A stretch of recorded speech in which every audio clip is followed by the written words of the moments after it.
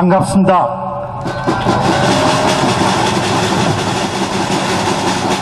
정말 고맙습니다. 그리고 여러분 정말 감사합니다.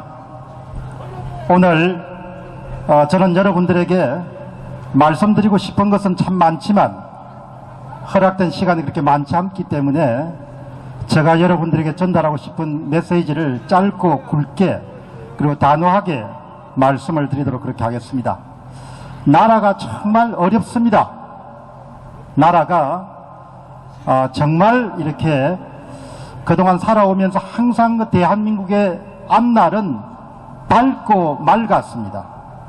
그러나 지난 한 3, 4년 전부터 정말 경제 전문가 입장에서 보더라도 나라의 앞이 보이지 않습니다. 그러니까 우리가 지난 70년 정도 한숨과 눈물과 피와 땀을 이용해 가지고 만든 것은 경제가 전체적으로 잘 이렇게 잘 짜여진 일종의 생태계를 만들어냈습니다마는 그 생태계가 원전 산업으로 중심으로 시작해 가지고 제조업 분야는 거의 와해되거나 붕괴돼가는 그런 것을 직접 목격하기도 하고 현장에서 활동하시는 그런 사업가들을 만나면서 정말 그런 부분을 많이 이렇게 체감하고 있습니다. 그러나 그렇게 만든 생태계가 얼마나 중요하고 귀중한지에 대해서는 현재 집권 세력들은 이해가 모자라는지 아니면 알고 싶지 않은지 그렇게 정확하게 그 이유를 알 수 없습니다만은 이 상태대로 가면은 나라의 제조업 기반부터 시작해서 많은 부분들이 와해되고 말지 않겠느냐 그런 생각을 저는 하고 있습니다. 그리고 그 첫 번째 시범 케이스가 원자력 산업의 생태계라고 봅니다.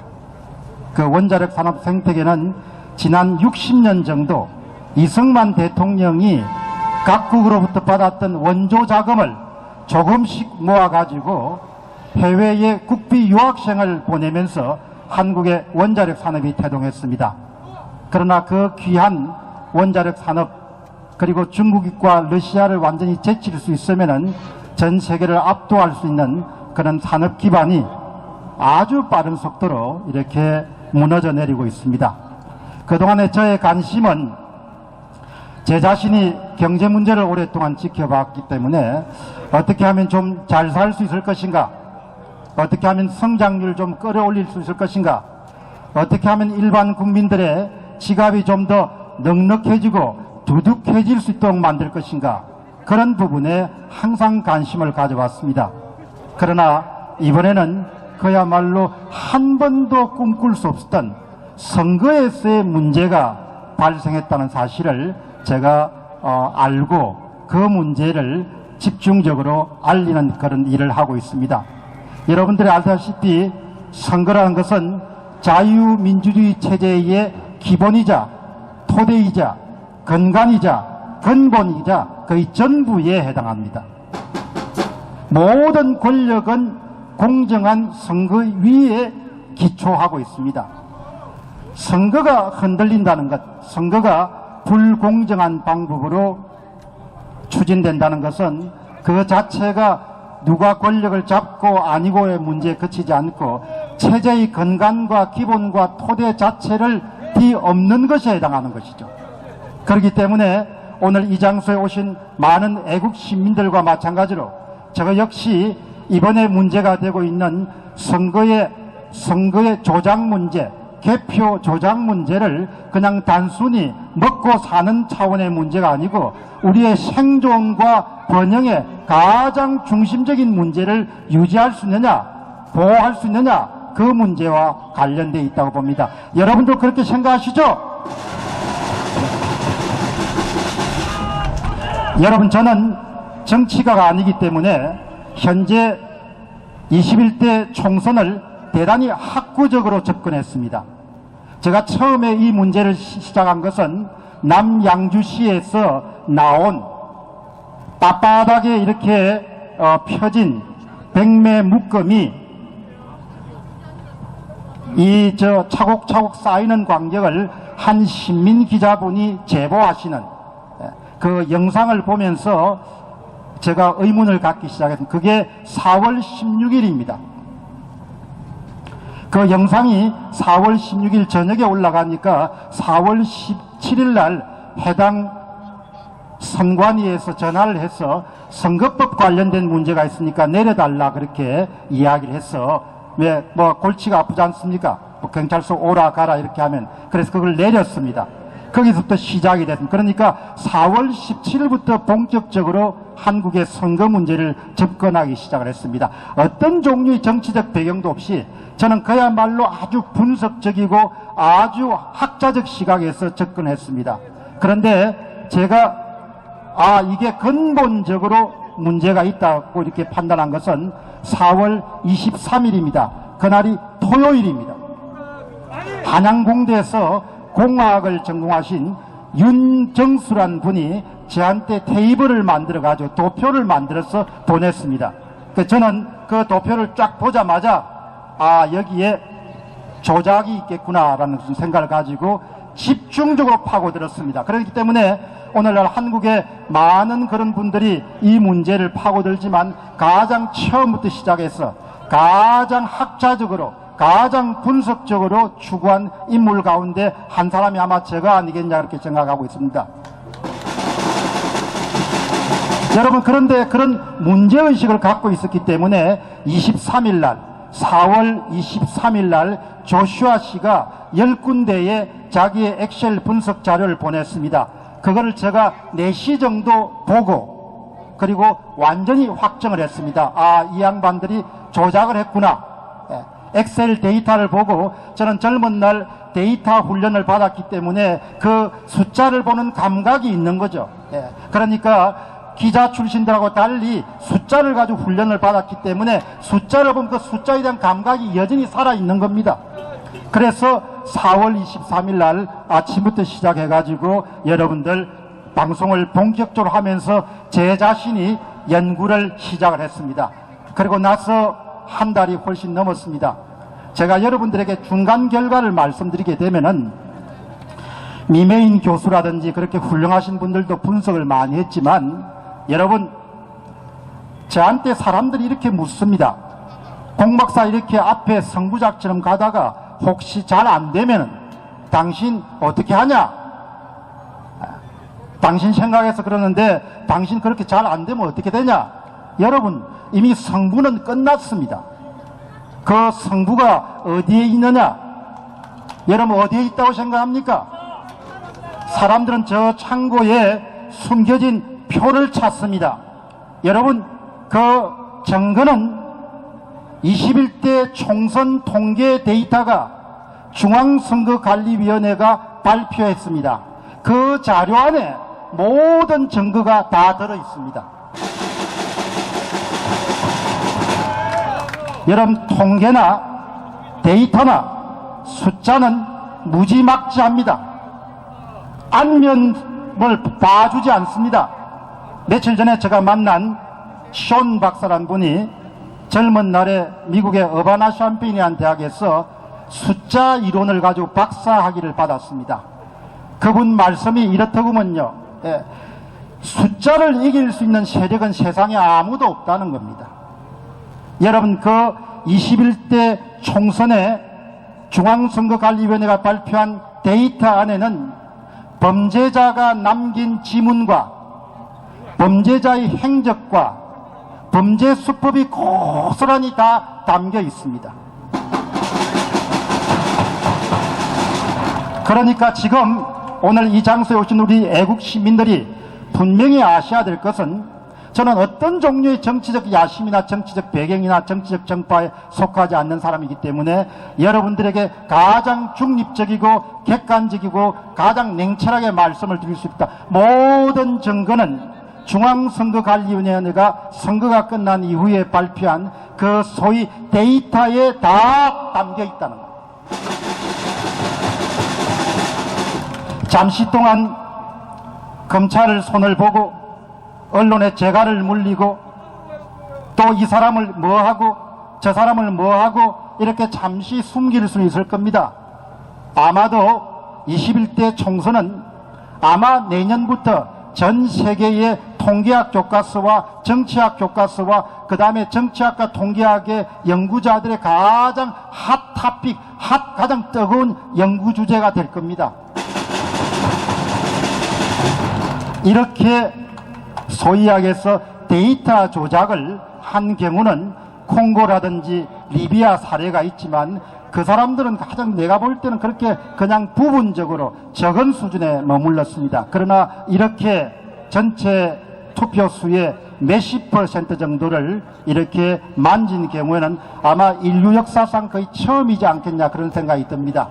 그래서 제가 여러분들에게 단언하고 싶은 것은 사실 증거가 어디 있느냐 이렇게 말씀드리는 분들도 많지만 기본적으로 21대 총선 결과 자료를 조금 더 겸한 마음으로 객관적이고 중립적인 마음으로 이렇게 접견하는 분들은 그 자료 안에 4월 15일 날 특히 사전투표에서 무슨 일이 일어났는가가 낱낱이 기록으로 남겨져 있기 때문에 그것은 덮을 수도 없고 은폐할 수도 없고 지울 수도 없고 제거할 수도 없습니다.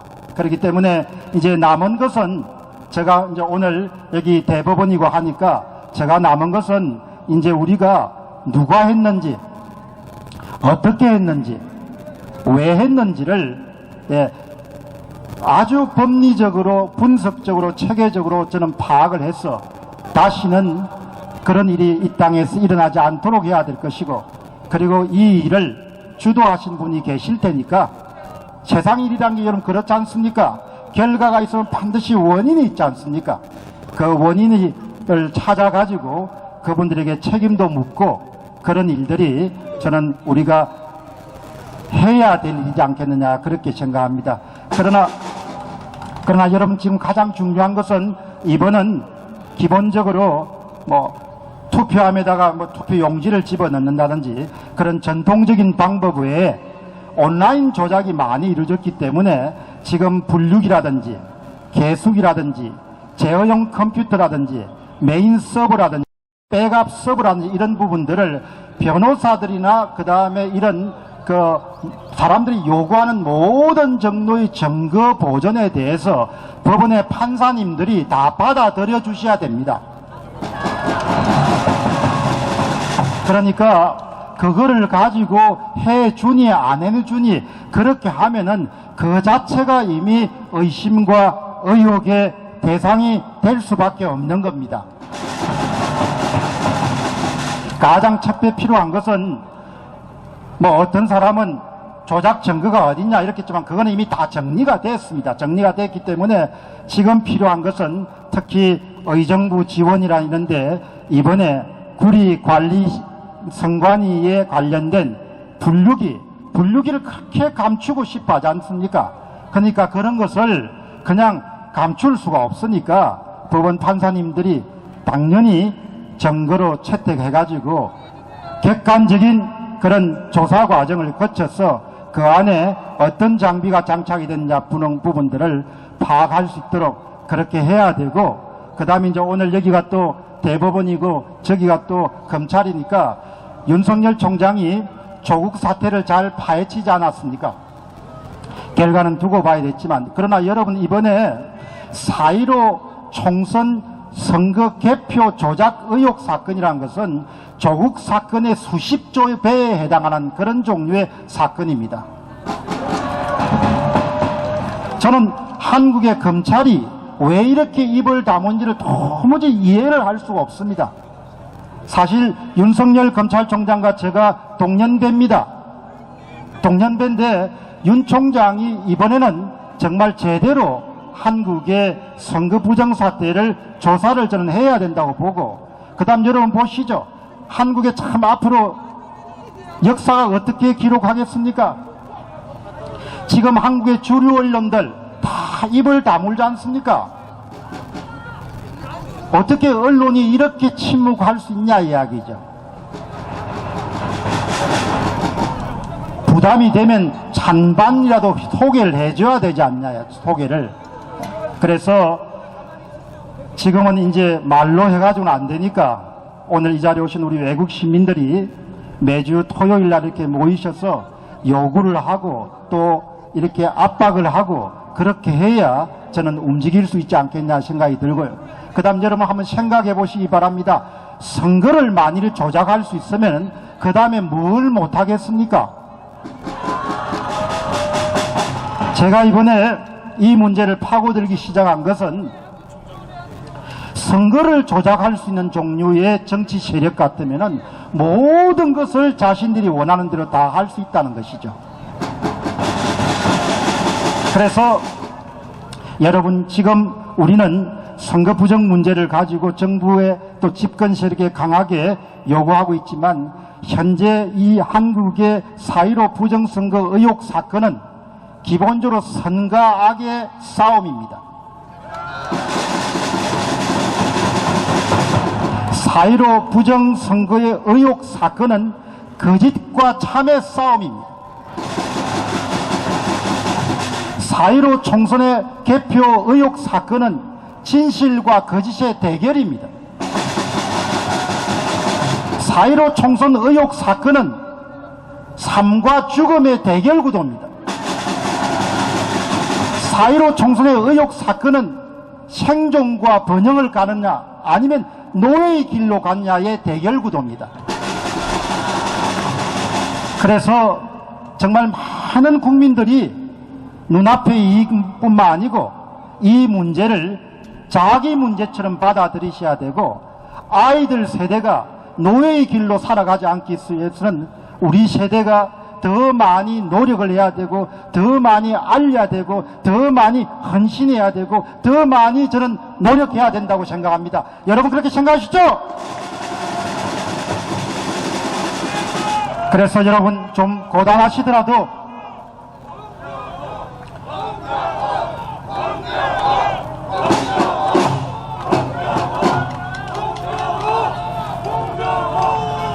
여러분 저는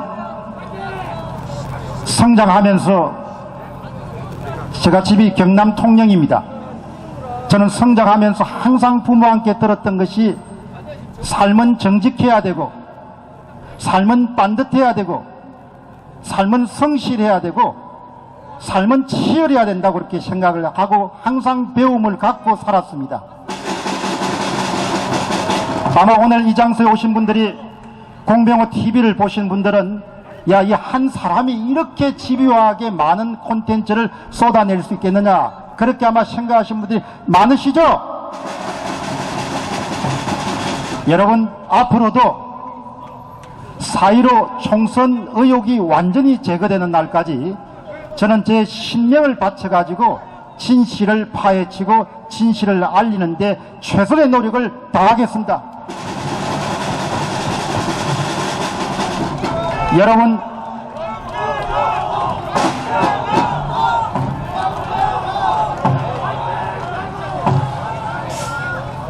여러분 우리가 지금 어려운 시기를 맞지만 저는 제가 믿고 따르는 예수 그리스도를 항상 생각할 때마다 이 나라의 지난 80년 70년 세월을 보면은 한시도 좌익과의 싸움에서 쉬웠던 적이 한 번도 없었습니다.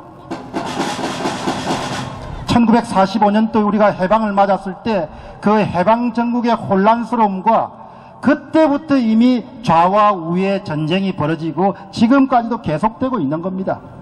그렇기 때문에 여러분 저는 우리 민족을 특별히 하나님이 귀히 쓰는 그런 민족이라고 저는 생각하기 때문에 분명히 우리가 경험하고 있는 고난은 그 속에 주님의 뜻이 있으리라고 굳게 믿습니다. 그래서 우리가 승리하는 날까지 여러분과 제가 함께 손을 맞잡고 힘차게 전진해 나가시기를 기도하겠습니다. 감사합니다. 제18대 대통령에 당선된 박근혜 대통령은 51.6%인 1,500만 여표로 대한민국의 최초 여성 대통령이 되셨습니다. 부친 박정희 대통령의 정신을 가지고 대한민국과 결혼했다고 하는 그는 오직 대한민국만을 바라보고 국정을 해오던 중 온갖 불의한 세력들에 의해 탄핵이라는 어처구니 없는 불행한 사태를 맞아 지난 2017년 3월 31일 서울 구치소에 수감되어 지금까지 옥살이를 하고 있습니다. 시간이 지나면서 박근혜 대통령의 결백이 알려지고 있는 가운데 분노하고 있지만 정작 박근혜 대통령께서는 구치소 안에서 홀로 꿋꿋이 투쟁을 하며 3년, 30년, 300년을 구형하던 불의한 재판에 타협하지 않고 계십니다. 박근혜 대통령의 존재가 정의와 자유를 사랑하는 정의로운 국민들의 희망일 것입니다. 하지만 오랜 기간 동안 구치소 생활 가운데 정신은 강할지라도 육신은 쇠약해져 계실 것입니다. 이에 여러 국민들의 도움이 절실히 필요합니다. 그것은 바로 엽서와 서신 보내기입니다. 지금까지 엽서 서신 보내기에 동참한 국민들은 약 15,000명 내외로 보여집니다. 이는 박근혜 대통령을 18대 대통령으로 선택해 주신 유권자 1,500만 명의 0.1%에 해당하는 아주 적은 수치입니다. 대통령께서 더욱 꿋꿋하게 버티시게 하는 힘은 국민 여러분들의 관심 어린 서신입니다. 아직까지 동참하지 못하고 계시는 국민들께서 적어도 10% 정도인 150만 명은 엽서 서신 보내기에 꼭 참여하셔서 대통령을 다시 볼 수 있을 때까지 이 일에 함께 해주시면 좋겠습니다. 매일같이 산더미처럼 배달되는 여러분들의 엽서 서신을 통해 대통령께서는 크게 힘을 얻게 될 것입니다.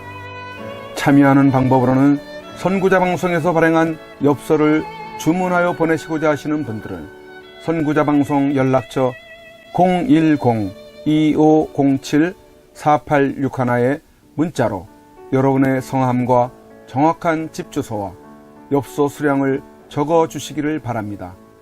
엽서는 지금까지 1차 9장 1세트, 2차 9장 1세트, 3차 엽서 9장 1세트가 발행되어 있어서 주문 시에는 각 회차당 몇 세트인지를 표기해 주시고 엽서 대금은 세트당 10,000원을 농협 360-02-140-392 예금주 황진무로 입금해 주시고 문자에 엽서를 주문해 주시면 되겠습니다.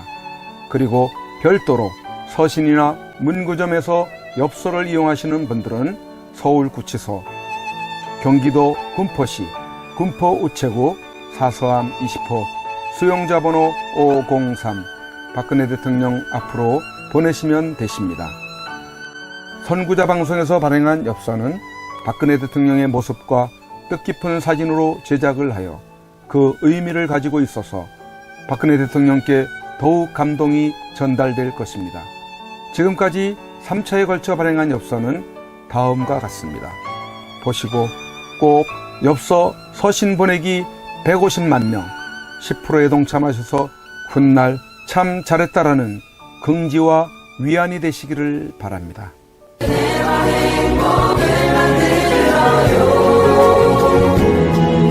우리가